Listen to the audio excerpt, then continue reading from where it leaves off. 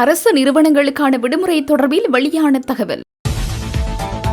வவுனியாவில் இளைஞன் மீது தாக்குதல் நடத்தி போலீசார் அட்டகாசம். மனித உரிமைகள் ஆணைக்குழு விசாரணை. தேர்தல் சரிவிலிருந்து மீள மக்களுடன் நெருக்கமான உறவு மிகவும் அவசியம். சுமந்திரன் வலியுறுத்து. கொழும்பு திரும்பும் பயணிகளுக்காக இன்று முதல் விசேட போக்குவரத்து. நிரந்தரமான அரசியல் தீர்வொன்றை புதிய அரசியலமைப்பினூடாக அடைய வேண்டும். சாணக்கியன் தெரிவிப்பு. சிரசுக்கு எண்ணெய் வைக்கும் அரசு மகோற்சவத்தில் ஜனாதிபதி பங்கேற்பு. மண்முனையில் புலிகளின் ஆயுதங்களை தேடி அகழ்வு தோல்வியில் முடிந்தது. கடந்த காலங்களில் தவறுகள் நடந்திருக்கலாம், அவற்றை ஏற்றுக்கொள்ள வேண்டும். நாமல் தெரிவிப்பு. மர்மமான முறையில் கிடந்த என்புக்கூடு அல்லைப்பட்டியில் நிகழ்ந்தது என்ன? கற்றுக்கொள்ள தயார் என்றால் கற்றுத்தருகிறோம். 119 சேவை குறித்து ஹர்சரி சில்வா கடும் விமர்சனம். இலங்கைக்கான ஆதரவு தொடரும். ஐநா மனித உரிமைகள் உயர்ஸ்தானிகர் வொல்கொட்ட உறுதி. நள்ளிரவில் புகுந்து பெண்ணின் வாழ்வாதாரத்தை அளித்த மர்ம நபர். வவுனியாவில் அதிர்ச்சி சம்பவம். தமிழீழ விடுதலை புலிகளின் கோடைக்கணக்கான பணம் சூறையாடல். வெளியான தகவல்கள். ஈரானுடனான போர் முடியும் தருவாயில் உள்ளது ட்ரம்ப். ரகசிய அறையில் இஸ்ரேல் லெபனான் பேச்சுவார்த்தை ஆரம்பம். கண்டி ஸ்ரீ தலதா மாளிகை வளாகத்தில் உள்ள ஸ்ரீ நாத விஹாரை பூமியில் ஆரம்பமான சிரசுக்கு எண்ணெய் வைக்கும் அரசு மகோற்சவத்தில் ஜனாதிபதி அனுரகுமார திசாநாயக்க பங்கேற்றுள்ளார். சிங்கள புத்தாண்டு சுபநேர அட்டவணையில் குறிப்பிடப்பட்டுள்ளபடி சிரசுக்கு எண்ணெய் வைப்பதற்கான சுபநேரம் இன்று முற்பகல் 6:55 மணிக்கு உள்ளமை குறிப்பிடத்தக்கது. சித்திரை புத்தாண்டுக்காக சொந்த ஊர்களுக்கு சென்று மீண்டும் கொழும்புக்கு திரும்பும் பயணிகளின் தேவையை கருத்தில் கொண்டு இன்று முதல் பஸ்களை சேவையில் ஈடுபடுத்த நடவடிக்கை எடுத்துள்ளதாக தேசிய போக்குவரத்து ஆணைக்குழு தெரிவித்துள்ளது. அனைத்து மாகாண போக்குவரத்து அதிகார சபைகளுக்கும் இதற்கான அறிவுறுத்தல்கள் வழங்கப்பட்டுள்ளதாக அதன் போக்குவரத்து பணிப்பாளர் ஷெரீன் அத்துக்குரல குறிப்பிட்டுள்ளார். இதேவேளை இன்று ஒரு சாதாரண அலுவலக நாள் என்பதனால் அலுவலக ரயில்களை வழக்கம் போல் இயக்குவதற்கு திட்டமிடப்பட்டுள்ளதாக ரயில்வே திணைக்களம் தெரிவித்துள்ளது. பயணிகளின் தேவைக்கேற்ப உரிய ரயில்கள் சேவையில் ஈடுபடுத்தப்படும் என இலங்கை ரயில்வே திணைக்களத்தின் போக்குவரத்து அதிகாரி அசங்க சமரசிங்க தெரிவித்துள்ளார். கடந்த காலங்களில் தவறுகள் நடந்திருக்கலாம், அவற்றை ஏற்றுக்கொள்ள வேண்டும். அத்தோடு அந்த தவறுகள் என்ன என்பதை அறிந்து கொள்ள வேண்டும் என மொட்டு கட்சியின் தேசிய அமைப்பாளர் நாமல் ராஜபக்ச தெரிவித்துள்ளார். தங்களை கால்டன் இல்லத்தில் நடைபெற்ற தமிழ் சிங்கள புத்தாண்டு நிகழ்வில் கலந்து கொண்ட போது ஊடகவியலாளர் ஒருவர் கேட்ட வினாவுக்கு பதிலளிக்கும் போதே அவர் இதனை குறிப்பிட்டார். தொடர்ந்தும் தெரிவித்த அவர், முதலில் எம்மால் நடக்கும் தவறுகளை தெரிந்து வைத்திருக்க வேண்டும். தவறுகள் யாருக்கும் நடக்கலாம், அதான் மனித இயல்பு. ஆனால் அந்த தவறுகளை திருத்திக் கொண்டு முன்னோக்கி செல்வதை நாம் செய்ய வேண்டும். நாம் எமது கலாச்சாரங்களை பாதுகாப்பது, கல்வி கற்பது எல்லாம் இதற்காகத்தான். அத்தோடு எதிர்காலத்தில் ஒரு நாடாகவும் அதன் குடிமக்களாகவும் நாம் முன்னோக்கி செல்ல வேண்டும் என்று குறிப்பிட்டுள்ளார். கடந்த பொது தேர்தலில் வடக்கு மாகாணத்தில் இலங்கை தமிழரசு கட்சிக்கு ஏற்பட்ட சரிவுக்கு பல காரணங்கள் இருந்தாலும் நாம் மக்களுடன் இன்னும் நெருக்கமாக இருக்க வேண்டும் என்பதே மிக முக்கியமானது என்று அக்கட்சியின் பொதுச் செயலாளர் எம். ஏ. சுமந்திரன் தெரிவித்தார். மக்களின் அன்றாட தேவைகளை பூர்த்தி செய்யவும் அவர்களின் குறைகளை கேட்டறிந்து தீர்வுகளை பெற்றுக் கொடுக்கவும் இலங்கை தமிழரசு கட்சியின் புதிய மக்கள் தொடர்பாளர் அலுவலகம் நேற்று உடுவில் பகுதியில் திறந்து வைக்கப்பட்டது. இந்த நிகழ்வில் உரையாற்றும் போது அவர் மேற்கண்டவாறு கூறினார். கட்சியின் புதிய அலுவலகத்தை இலங்கை தமிழரசு கட்சியின் தலைவர் சி.வி.கே. சிவஞானம் நாடாவை வெட்டி உத்தியபூர்வமாக திறந்து வைத்தார். இந்த நிகழ்வில் கட்சியின் பொதுச் செயலாளர் எம். ஏ. சுமந்திரன், உடுவில் பிரதேச சபை உறுப்பினர் தி. பிரகாஷ், முன்னாள் வடக்கு மாகாண சபை உறுப்பினர்களான கே. சயந்தன், சுகீர்தன் மற்றும் கட்சி உறுப்பினர்கள், ஆதரவாளர்கள் என பலரும் கலந்து கொண்டனர். நிகழ்வில் உரையாற்றிய கட்சியின் பொதுச் செயலாளர் எம். ஏ. சுமந்திரன் குறிப்பிட்டதாவது, கடந்த பொது தேர்தலில் வடக்கு மாகாணத்தில் கட்சிக்கு ஏற்பட்ட சரிவுக்கு பல காரணங்கள் இருந்தாலும் நாம் மக்களுடன் இன்னும் நெருக்கமாக இருக்க வேண்டும் என்பதே மிக முக்கியமானது. நமது அரசியல் இலக்கு என்பது சுயாட்சியை நோக்கி ஒரே நேர்கோட்டு பாதையில் பயணிக்கின்றது. அதேவேளை கால ஓட்டத்தில் மக்களின் ஏனைய அடிப்படை தேவைகளையும் நாம் கவனிக்க வேண்டும். இளையவர்கள் வேலை வாய்ப்பின்றி வெளிநாடுகளுக்கு செல்வது கவலை அளிப்பதாகவும் அரசியல் இலக்குகளுடன் சேர்ந்து இளையவர்களின் வாழ்வாதாரம் மற்றும் வேலை வாய்ப்பு தொடர்பிலும் கட்சி கூடுதல் கவனம் செலுத்த வேண்டும் என்றும் அவர் வலியுறுத்தினார். கட்சியின் தலைவர் சி.வி.கே. சிவஞானம் தனது உரையில் தெரிவித்ததாவது, இந்த அலுவலகம் மக்களின் குறைகளை கேட்கும் இடமாக மாத்திரமின்றி மக்களுக்கும் எமக்கும் இடையிலான நேரடி தொடர்பை வலுப்படுத்தும் பாலமாக அமையும். மக்களின் தேவைகளை ஒன்றிணைத்து கூட்டுணர்வுடன் பூர்த்தி செய்வதே எமது எதிர்கால இலக்காகும். எமது கட்சியும் அந்த இலக்கை நோக்கியே பயணிக்கும் என்றார். இன்று நாளை மற்றும் நாளை மறுதினம் அனைத்து அரசு நிறுவனங்களும் அலுவலகங்களும் வழமை போல் திறந்திருக்கும் என பொது நிர்வாக மாகாண சபைகள் மற்றும் உள்ளூராட்சி அமைச்சு அறிவித்துள்ளது. தமிழ் மற்றும் சிங்கள புத்தாண்டை முன்னிட்டு அரசு ஊழியர்களுக்கு கடந்த திங்கட்கிழமை மற்றும் நேற்று ஆகிய 2 நாட்கள் மட்டுமே விடுமுறை வழங்கப்பட்டிருந்தது. இந்த நிலையில் இன்று முதல் அரசு நிறுவனங்கள் மற்றும் அலுவலகங்களின் செயற்பாடுகள் வழமை போல இடம்பெறும் என அந்த திணைக்களம் குறிப்பிட்டுள்ளது. சித்திரை புத்தாண்டு தினமான நேற்றிரவு வவுனியா மாநகர சபை மைதானத்தில் இடம்பெற்ற இசை நிகழ்ச்சியின் போது போலீசார் இளைஞர் ஒருவரை மனிதாபிமானமற்ற முறையில் தாக்கிய சம்பவம் அப்பகுதியில் பெரும் கொந்தளிப்பை ஏற்படுத்தியுள்ளது. வவுனியா மாநகர சபை மைதானத்தில் நேற்றிரவு பெருமளவிலான மக்கள் பங்கேற்புடன் இசை நிகழ்ச்சி ஒன்று ஏற்பாடு செய்யப்பட்டிருந்தது. இதன்போது இசை நிகழ்ச்சியின் நுழைவாயில் பகுதியில் பாதுகாப்பு கடமையில் ஈடுபட்டிருந்த போலீசாருக்கும் அங்கு வந்த இளைஞர்களுக்கும் இடையே வாய்த்தர்க்கம் ஏற்பட்டுள்ளது. தர்க்கம் முற்றிய நிலையில் அங்கிருந்த போலீசார் ஒரு இளைஞனை தமது கால்களாலும் பாதுகாப்பு அங்கிகளாலும் தாக்கியுள்ளனர். தாக்குதலுக்குள்ளான இளைஞனை போலீசார் பலவந்தமாக போலீஸ் வாகனத்தில் ஏற்றிச் சென்றனர். எனினும் சிறிது நேரத்தின் பின்னர் அவர் விடுவிக்கப்பட்டதாக தெரிவிக்கப்படுகிறது. பொதுமக்களின் பாதுகாப்பை உறுதிப்படுத்த வேண்டிய போலீசார் மக்கள் முன்னிலையிலேயே ஒரு இளைஞன் மீது இவ்வாறான வன்முறையை பிரயோகித்தது அங்கிருந்தோரை அதிர்ச்சிக்குள்ளாக்கியுள்ளது. இச்சம்பவம் தொடர்பான காணொலிகள் சமூக வலைதளங்களில் பரவி வரும் நிலையில் பல்வேறு தரப்பினரும் தமது கண்டனங்களை வெளியிட்டு வருகின்றனர். இச்சம்பவம் தொடர்பில் வவுனியா மனித உரிமைகள் ஆணைக்குழு தற்போது விசாரணைகளை ஆரம்பித்துள்ளது. ஒரு நபர் தவறு செய்திருப்பின் அவரை சட்டத்தை முன் நிறுத்தி தண்டிக்கும் அதிகாரம் போலீசாருக்கு உண்டு. வீதியில் வைத்து தண்டனை வழங்கும் அதிகாரம் போலீசாருக்கு வழங்கப்படவில்லை. வவுனியாவில் இடம்பெற்ற இச்சம்பவம் போலீஸ் துறையினரின் அடாவடித்தனத்தை காட்டுவதுடன் சட்ட ஒழுங்கை நிலைநாட்ட வேண்டியவர்களை சட்டத்தை கையில் எடுப்பது ஜனநாயகத்திற்கு பெரும் அச்சுறுத்தலாகும். மனித உரிமைகள் ஆணைக்குழுவின் விசாரணை மூலம் பாதிக்கப்பட்ட இளைஞருக்கு நீதி கிடைக்குமா என்பதே சமூக ஆர்வலர்களின் எதிர்பார்ப்பாக உள்ளமை குறிப்பிடத்தக்கது.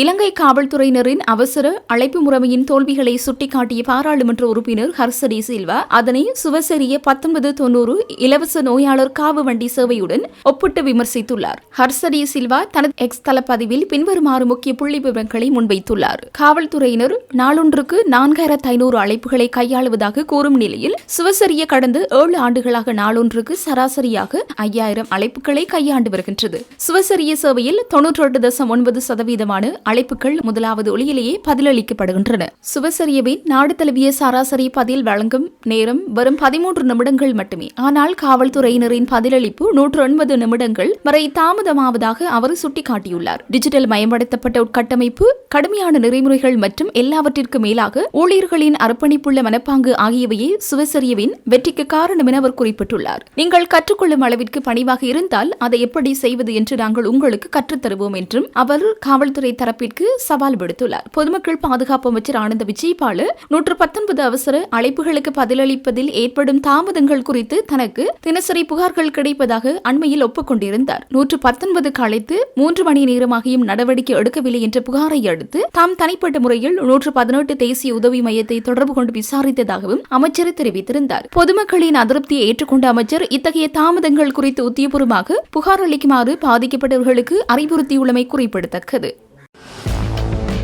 ஐக்கிய நாடுகள் சபையின் மனித உரிமைகள் உயர்ஸ்தானிகர் அலுவலகத்தின் ஊடாக இலங்கைக்கு தொடர்ச்சியான ஆதரவு வழங்கப்படும் என உயர்ஸ்தானிகர் வோல்கர் ட்ரக் ஐநாவுக்கான இலங்கையின் தூதுவரும் நிரந்தர வதிவிட பிரதிநிதியுமான சுமித் தசநாயக்கவிடம் உறுதியளித்துள்ளார். ஐக்கிய நாடுகள் சபைக்கான அலுவலகத்தின் ஊடாக இலங்கைக்கு தொடர்ச்சியான ஆதரவை வழங்குவதாகவும் உறுதியளித்தார். இலங்கையின் தூதுவரும் நிரந்தர வதிவிட பிரதிநிதியுமான சுமித் தசநாயக்கு ஜெனீவாவில் ஐக்கிய நாடுகள் மனித உரிமைகள் உயர்ஸ்தானிகர் வோல்கர் ட்ரக்கை சந்தித்து கலந்துரையாடினார். இச்சந்திப்பின் போது இலங்கையில் அண்மைய கால முன்னேற்றங்கள் தொடர்பில் உயர்ஸ்தானிகருக்கு விளக்கம் அளித்திருந்த நிரந்தர வதிவிட பிரதிநிதி தசநாயக்க இருதரப்பு நலன் சார்ந்த பல்வேறு விடயங்கள் குறித்து விரிவாக கலந்துரையாடினார். அதேபோன்று ஐக்கிய நாடுகள் மனித உரிமைகள் பேரவை மற்றும் மனித உரிமைகள் உயர்ஸ்தானிகர் அலுவலகம் ஆகியவற்றுடன் இலங்கை தொடர்ந்து பேணி வரும் ஒத்துழைப்பு மற்றும் ஆக்கப்பூர்வமான ஈடுபாட்டையும் தசநாயக்க மீள உறுதிப்படுத்தினார். அதேவேளை இலங்கையின் ஒத்துழைப்பு தொடர்பில் பாராட்டை வெளிப்படுத்திய உயர்ஸ்தானிகர் வோல்கர் ட்ரக் தமது அலுவலகத்தின் ஊடாக இலங்கைக்கு தொடர்ச்சியான ஆதரவை வழங்குவதாகவும் உறுதியளித்தார்.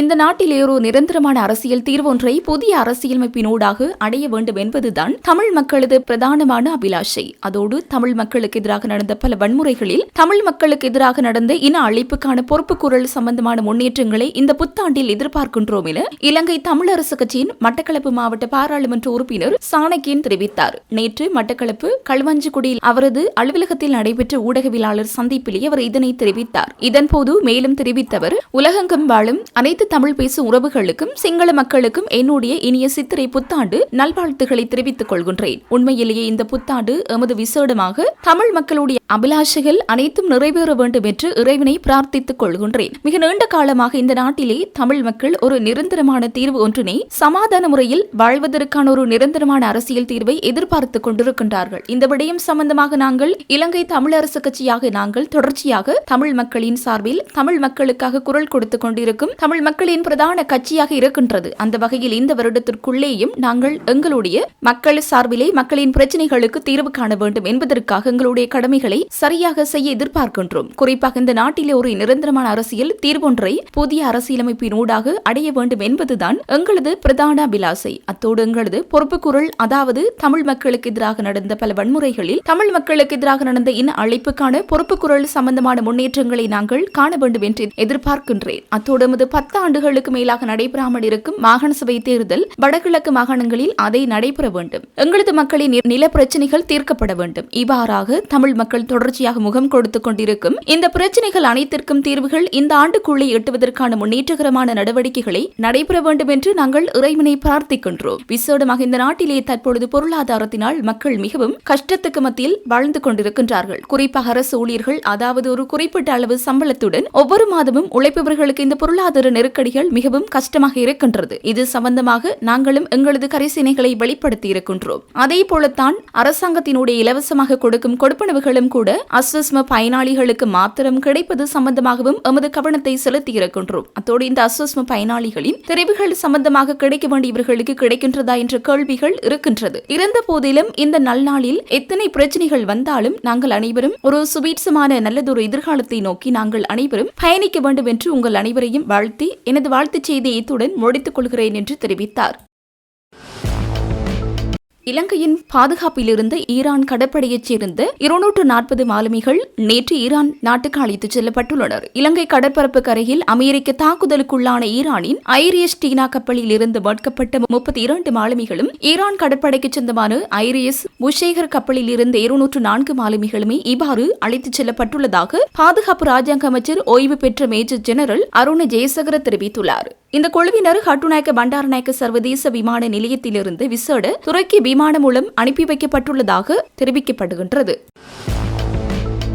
வவுனியா நகரில் இடம்பெற்ற இசை நிகழ்ச்சியின் போது இளைஞர் ஒருவரை போலீசார் மிக மோசமான முறையில் தாக்கியமைக்கு இலங்கை தமிழரசு கட்சியின் செட்டிக்குளம் பிரதேச கிளை தலைவரும் வெங்கல செட்டிக்குளம் பிரதேசவை உபதவிசாளருமாகிய சிவானந்தராசா தனது கடுமையான கண்டனத்தை பதிவு செய்துள்ளார். இது தொடர்பாக அவர் வெளியிட்டுள்ள செய்தி அறிக்கையில் குறிப்பிடப்பட்டுள்ளதாவது: வவுனியாவில் நடைபெற்ற நிகழ்வொன்றின் போது இலங்கை போலீசார் ஒரு இளைஞரை கால்களால் ஒட்டி உதைத்ததும் பாதுகாப்பு அங்கிகளை பயன்படுத்தியும் மனிதாபிமானமற்ற முறையில் தாக்கியுள்ளனர். இச்செயற்பாடு இலங்கையின் அரசியலமைப்பு உறுப்புரை 11 அப்பட்டமாக மீறும் செயலாகும். எவரும் சித்திரவதைக்கு அல்லது கீழ்த்தரமான நடாத்துகைக்கு உட்படுத்தலாகாது என்ற அடிப்படை உரிமையை போலீசார் இங்கு மீறியுள்ளனர். ஒருவர் குற்றம் செய்திருப்பின் அவரை நீதிமன்றத்தில் முன்னிறுத்துவதே சட்ட நடைமுறை. அதை விடுத்து வீதியில் வைத்து தண்டனை வழங்குவதற்கு போலீசாருக்கு வித சட்ட உரிமையும் இல்லை. ஒருவரை கைது செய்யும் போது கூட குறைந்தபட்ச பலத்தையே பயன்படுத்த வேண்டும் என்பதே விதியாகும். ஆனால் இங்கு இடம்பெற்றது திட்டமிட்ட வன்முறையாகவே தெரிகின்றது என அவர் சுட்டிக்காட்டியுள்ளார். மக்களின் பாதுகாப்பிற்காக இருக்க வேண்டிய போலீசார் மக்களை அச்சுறுத்தும் வன்முறையாளர்களாக மாறுவது சட்டத்தின் ஆட்சியை கேள்விக்குறியாக்குகிறது. எனவே இத்தாக்குதலில் ஈடுபட்ட போலீஸ் அதிகாரிகள் உடனடியாக பணி இடைநீக்கம் செய்யப்பட வேண்டும். அவர்கள் மீது உரிய சட்ட நடவடிக்கை எடுக்கப்பட வேண்டும். பாதிக்கப்பட்ட இளைஞருக்கு உரிய நீதி வழங்கப்பட வேண்டும் என்று அவர் மேலும் வலியுறுத்தியுள்ளார். யாழ்ப்பாணம் வேலணை அள்ளைப்பட்டி பகுதியில் உள்ள பற்றைக்காணியிலிருந்து மனித எண்புக்கூடு ஒன்று அடையாளம் காணப்பட்டுள்ளதாக ஊர்காவற்றுறை காவல்துறை தெரிவித்துள்ளது. அல்லைப்பட்டி பகுதியில் உள்ள பற்றைக்காணி ஒன்றில் எண்புக்கூடுகள் இருப்பதாக காவல்துறை அவசர தொலைபேசி இலக்கத்திற்கு கிடைக்கப்பெற்ற தகவலுக்கு அமைய குறித்த எலும்புக்கூடு மீட்கப்பட்டுள்ளது. இந்த எண்புக்கூடு சுமார் 4 முதல் 6 மாதங்களுக்கு முன்னர் உயிரிழந்த ஒருவரின் எண்புக்கூடாக இருக்கலாம் என காவல்துறையினர் சந்தேகம் வெளியிட்டுள்ளனர். எவ்வாறாயினும் உயிரிழந்தவர் தொடர்பில் எவ்வித ஆதாரங்களும் இதுவரை கிடைக்கப்பெறவில்லை. அவர் உயிரிழந்தாரா அல்லது கொலை செய்யப்பட்டாரா என்பது தொடர்பான விசாரணைகளை ஊர்காவற்றுறை காவல்துறையினர் முன்னெடுத்து வருகின்றனர். இதனையடுத்து குறித்த எண்புக்கூடு பரிசோதனைக்காக யாழ்ப்பாணம் போதனா மருத்துவமனைக்கு அனுப்பி வைக்கப்பட்டுள்ளது.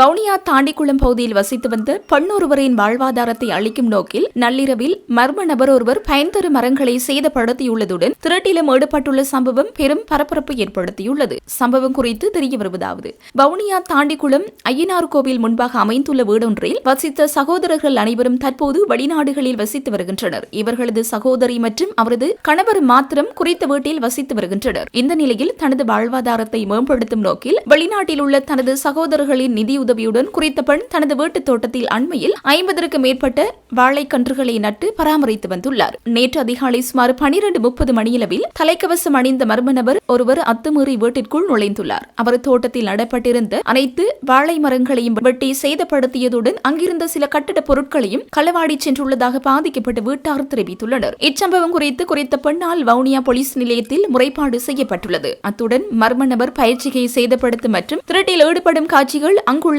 சிசிடிவி கேமராவிலும் பதிவாகியுள்ளது. இச்சம்பவம் தொடர்பாக வவுனியா போலீசார் மேலதிக விசாரணைகளை முன்னெடுத்து வருகின்றனர். குறித்த சிசிடிவி காட்சிகளில் உள்ள நபர் அல்லது இச்சம்பவம் குறித்து ஏதேனும் தகவல் தெரிந்தவர்கள் 075 14 30 70 2 என்ற தொலைபேசி இலக்கத்திற்கு அல்லது அருகில் உள்ள போலீஸ் நிலையத்திற்கு தகவல் வழங்குமாறு கேட்டுக் கொள்ளப்படுகின்றார்கள்.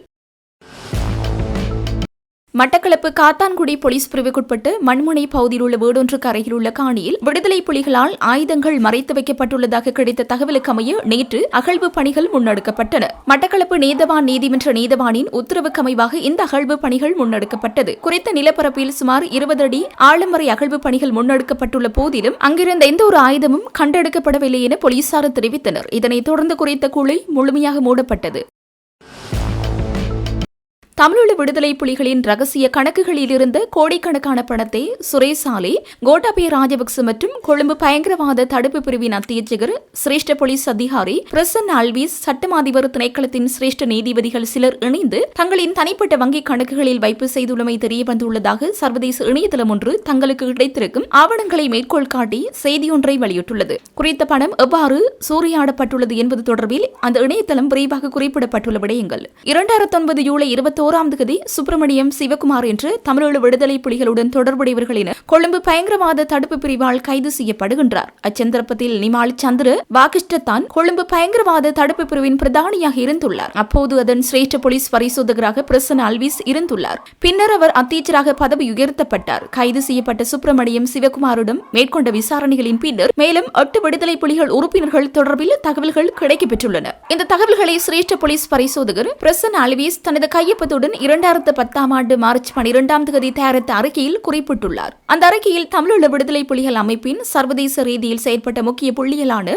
நடராஜா ரத்ன சபாபதி அல்லது நரேந்திரன், சிவராசா லிங்கேஸ்வரன் அல்லது திலீபன் அல்லது லிங்கேஸ்வரன், சிவராசா பிரதாபரன் அல்லது அச்சுதன் அல்லது சுரேஷ், கணேசுருவன் அல்லது ரூபன், சிவசுப்பிரமணியம் தயாபரன் அல்லது தவராசா அல்லது கபீர், சானாச்சந்திரன் அல்லது சானா அல்லது ராஜேந்திரன், பொன்னைய ஆனந்தராஜா அல்லது ராஜா அல்லது ஐயண்ணா, சேகர்பிள்ளை விநாயகமூர்த்தி அல்லது அறிவழகன் ஆகியோர் ஆவார். இவர்களை கைது செய்வதற்கு சர்வதேச சிவப்பு பிடியாணையை பிறப்பிக்குமாறு கொழும்பு மஜிஸ்திரேட் நீதிமன்றத்தில் சிரேஷ்ட போலீஸ் அதிகாரி பிரசன்ன அல்வீஸ் மனு தாக்கல் செய்த போது பிடியாணை வழங்கப்படுகிறது. அதில் முக்கிய நபராக ரத்ன சபாபதி அல்லது நரேந்திரன் குறிப்பிடப்படுகின்றார். அவருக்கு எதிராக ஹாங்காங்கில் அமைக்கப்பட்டிருக்கும் போதைப்பொருள் ஒழிப்பு மற்றும் நிதி மோசடி பிரிவுகள் இணைந்து நடத்திய விசாரணைகளில் ஹாங்காங் ஸ்டாண்ட் வங்கியில் 2 வங்கிக் கணக்குகளிலும் பணம் வைக்கப்பட்டிருப்பது கண்டுபிடிக்கப்பட்டது. ஒன்றில் 1759 யூரோவும் மற்றையதில் 4,772 அமெரிக்க டாலரும், மேலும் அபுதாபி வங்கி ஒன்றில் 13,97,500 அமெரிக்க டாலர் இருந்துள்ளது. இது தொடர்பில் விசாரணை நடத்துவதற்காக சுரேசாலை உள்ளிட்ட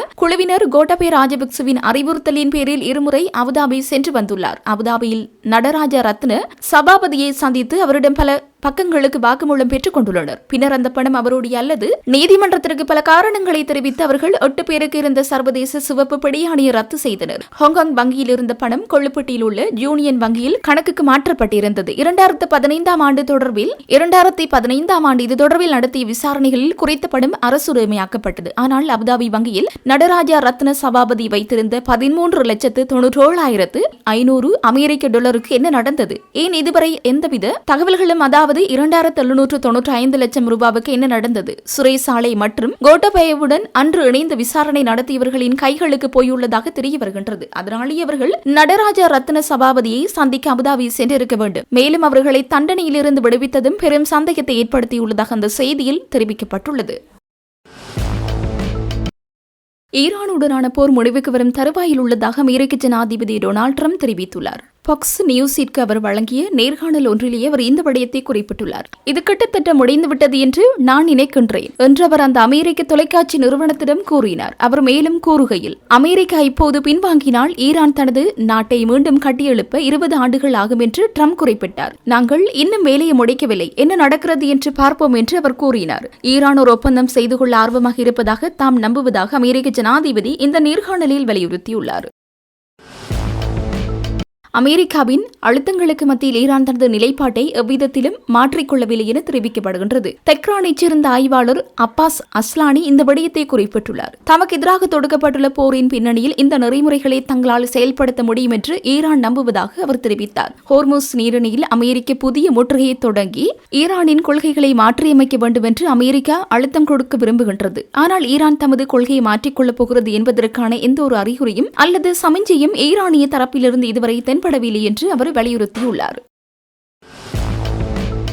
இஸ்ரேல் மற்றும் லெபனான் இடையிலான போர் நிறுத்த பேச்சுவார்த்தைகள் அமெரிக்க ராஜாங்க செயலாளர் மார்க்கோ ரூபியோ தலைமையில் மூடிய அறைக்குள் நேற்று ஆரம்பமாகியது. அமெரிக்க ராஜாங்க செயலாளர் மார்க்கோ ரூபியோவுடன் இஸ்ரேலிய தூதர் ஜேச்சில் லைட்டர் மற்றும் லெபனான் தூதுவர் நடா ஹமாதா முபாத் ஆகியோர் இந்த பேச்சுவார்த்தையில் கலந்து கொண்டுள்ளனர். பேச்சுவார்த்தை ஆரம்பமாவதற்கு முன்னதாக மூவரும் இணைந்த புகைப்படங்களுக்கு தோன்றிய போதிலும் அங்கிருந்த செய்தியாளர்கள் எழுப்பிய எந்த கேள்விகளுக்கும் பதிலளிக்காமல் மௌனம் காத்தனர். இந்த பேச்சுவார்த்தைகள் மிகவும் ரகசியமாக பாதுகாக்கப்படும் ஒரு சூழலில் நடைபெற்று வருவதால் இதில் எதிர்பார்க்கப்படும் முடிவுகள் குறித்து சர்வதேச சமூகம் மிகுந்த எதிர்பார்ப்புடன் காத்திருக்கின்றது. இதனிடையே மத்திய கிழக்கின் தற்போதைய பதற்றமான சூழலில் இந்த பேச்சுவார்த்தை ஒரு தீர்க்கமான முடிவை எட்டும் என அமெரிக்கா நம்புகின்றது.